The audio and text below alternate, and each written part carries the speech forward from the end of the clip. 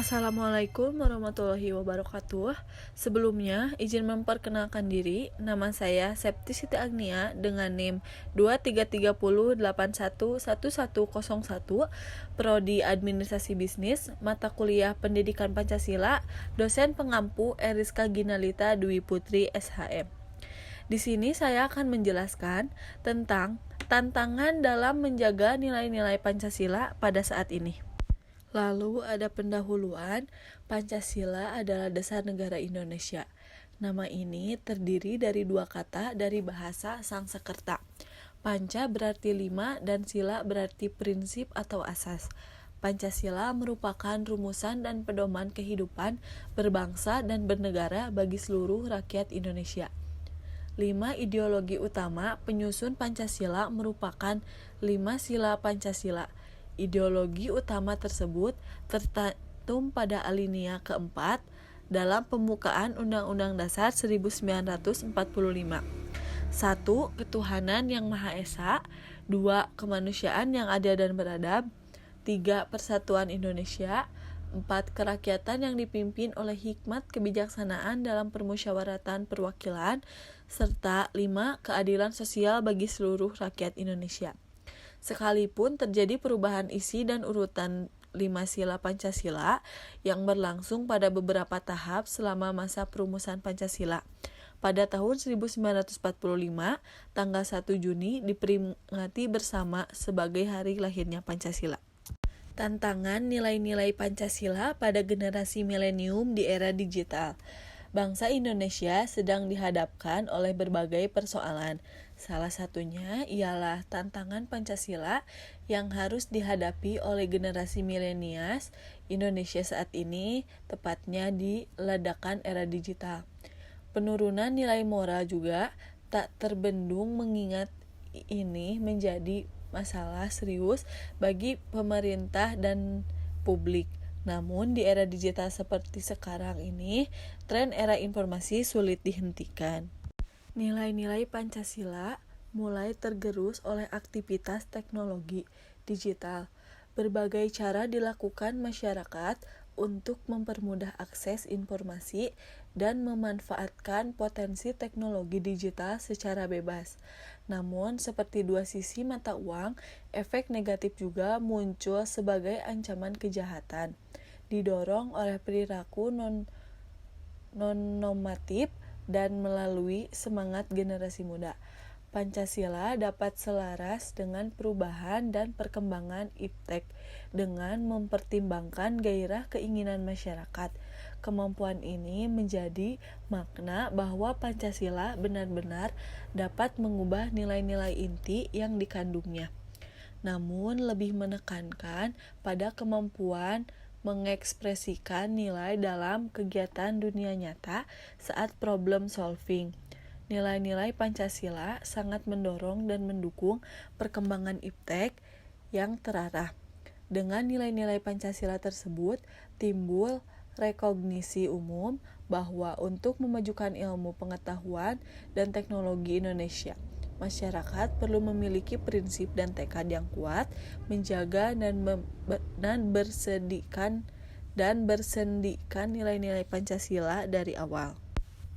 Dunia digital membawa peluang dan manfaat besar tidak hanya bagi masyarakat umum, tetapi juga bagi kepentingan bisnis.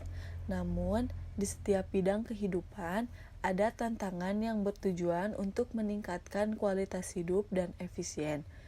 Penggunaan berbagai teknologi sangat nyaman untuk ditinggali. Tetapi terlebih lagi dalam gaya hidup digital itu tergantung pada penggunaan ponsel dan komputer. Tidak dapat dipungkiri bahwa perkembangan dunia digital telah menyasar setiap aspek kehidupan saat ini. Tampaknya hanya sedikit kehidupan manusia yang tidak terpengaruh oleh digital. Namun, banyak pengguna internet masih menerima informasi hanya jika mereka dapat memahami dan memprosesnya dengan benar, dan banyak yang terpapar hoaks. Maka dari itu, dibutuhkan kontribusi Pancasila di sini. Pancasila bukanlah idealisme yang kaku dan tertutup, tetapi bersifat inovatif, dinamis, dan positif. Pancasila dapat selaras dengan perubahan dan perkembangan iptek dengan mempertimbangkan gairah keinginan masyarakat. Kemampuan ini menjadi makna bahwa Pancasila benar-benar dapat mengubah nilai-nilai inti yang dikandungnya, namun lebih menekankan pada kemampuan mengekspresikan nilai dalam kegiatan dunia nyata saat problem solving. Nilai-nilai Pancasila sangat mendorong dan mendukung perkembangan iptek yang apik. Dengan nilai-nilai Pancasila tersebut, timbul rekognisi umum bahwa untuk memajukan ilmu pengetahuan dan teknologi Indonesia, masyarakat perlu memiliki prinsip dan tekad yang kuat menjaga dan bersediakan nilai-nilai Pancasila dari awal. Inilah tantangan bagi Indonesia dengan tata lain membangun kehidupan negara yang berlandasan ilmu pengetahuan dan teknologi tanpa kehilangan jati diri. Dalam masyarakat modern yang berbasis iptek, kehidupan beragama cenderung menurun. Secara keseluruhan, penggunaan internet berdampak negatif dan penurunan sosial masyarakat karena mereka lebih suka berkomunikasi melalui media berbasis internet daripada bertemu dan menyapa secara langsung. Kedua, pornografi dan kejahatan lainnya merajalela di beranda hampir setiap situs internet. Tanpa filter gambar atau adegan, tentunya hal ini akan berdampak negatif bagi perkembangan generasi selanjutnya. Jika hal ini terus berlanjut, generasi muda Indonesia, terutama generasi milenial yang lahir dan hidup di era teknologi tinggi ini, akan mengalami pengalaman sosial dan kemerosotan moral. Oleh karena itu, tantangan ini tidak mudah tetapi penting karena semua imperatif dan konsep moral yang terkait dalam landasan moral, kemanusiaan, keadilan, dan tata krama adalah iman dan takwa. Jadi, kesimpulannya, teknologi digital yang beranjak hebat dan kompleks sejatinya menetaskan perbedaan besar di dunia teknologi. Di era digital ini membawa banyak manfaat dari berbagai bidang seperti Volkswagen Budhamkam, namun tetap saja tidak dapat dipungkiri bahwa setiap aplikasi menghadirkan tantangan. Kemajuan zaman dan teknologi seharusnya membuat kita semakin mencintai negara kita, Indonesia, dengan informasi yang tersedia. Jangan menilai orang dari lain sampai Anda tahu apa yang sebenarnya. Sudah menjadi seharusnya kita semua sebagai warga negara Indonesia untuk menyadari betapa konsekuensial perihal menanamkan nilai-nilai Pancasila. Perubahan yang dialami kaum milenial seharusnya juga membawa perubahan yang positif. Tantangan penerapan Pancasila di era digital. Era digital adalah zaman dengan kondisi perkembangan teknologi yang begitu maju sehingga banyak dilakukan digital.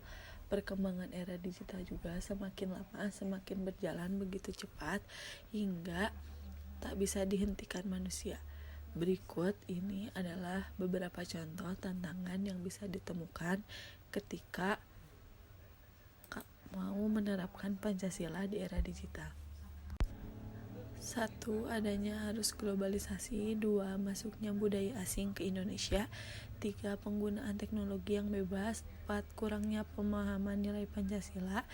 5. Penyebaran berita bohong. 6. Tidak adanya kesadaran menjaga nilai Pancasila. 7.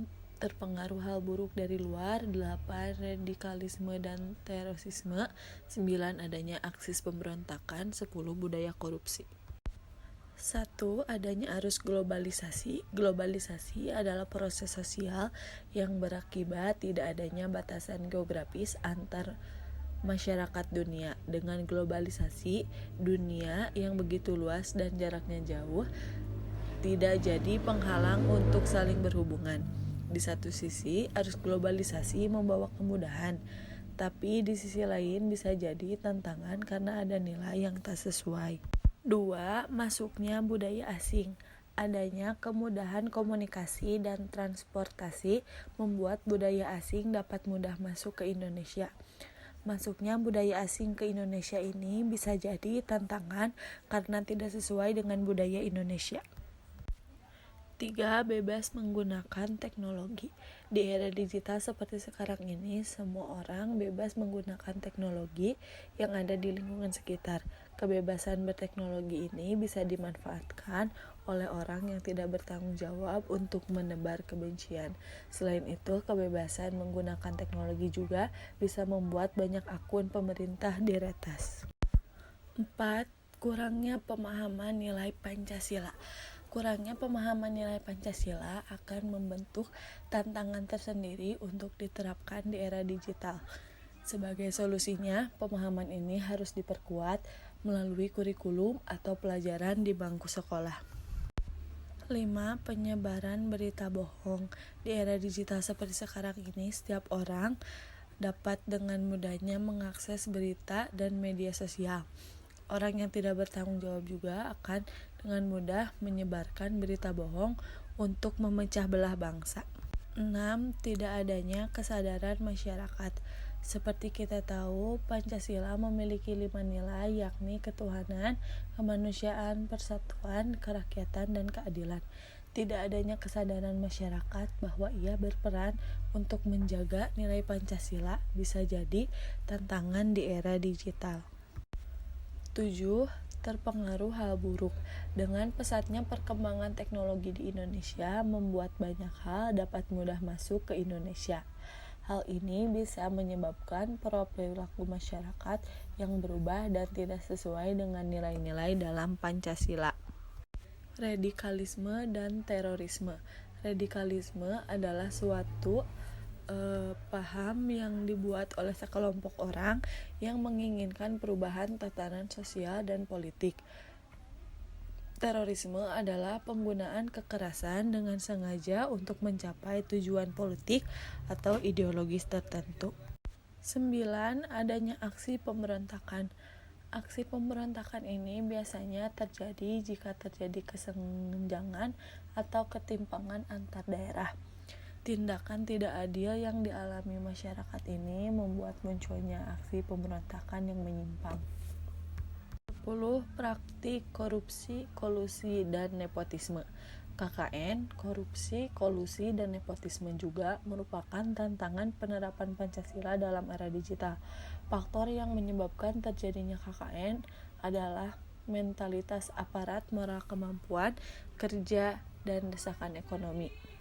Kajian penerapan Pancasila terhadap mahasiswa di era digital seperti saat ini membutuhkan referensi atau literasi yang kuat. Oleh karena itu, metode yang akan digunakan dalam penelitian ini adalah metode kualitatif dengan menggunakan pencarian data berdasarkan kepustakaan. Maka, semakin banyak literasi yang diserap, semakin menguatkan validasi bahwa Pancasila menjadi tolak ukur bagi mahasiswa dapat bertahan di era digital dan dapat mempengaruhi kepada arah yang positif.